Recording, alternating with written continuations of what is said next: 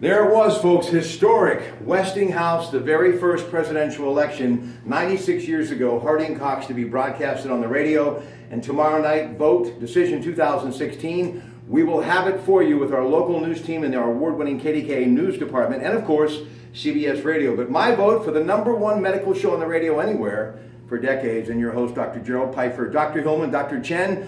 Neurotology, hearing is what we're going to be discussing, right, Doc? Absolutely.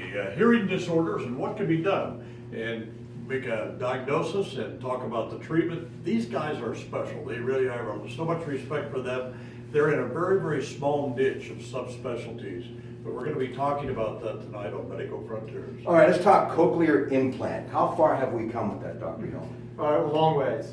So we've come from instruments that used to stick out of the skin, single channel instruments that would provide some basic sound information, all the way to instruments that are totally under the skin, MRI compatible, multiple channels, and incredible sound fidelity, enough that a lot of times when it's first activated, patients can hear speech almost immediately.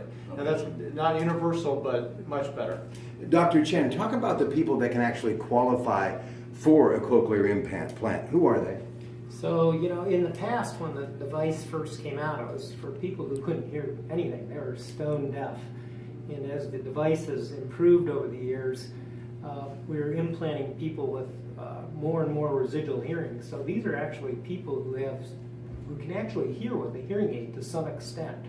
And so if you had to quantify it on a percent hearing impairment, we're probably down to a point where people with residual hearing of about 50% now qualify for a cochlear implant, whereas before it was like 90 to 100%.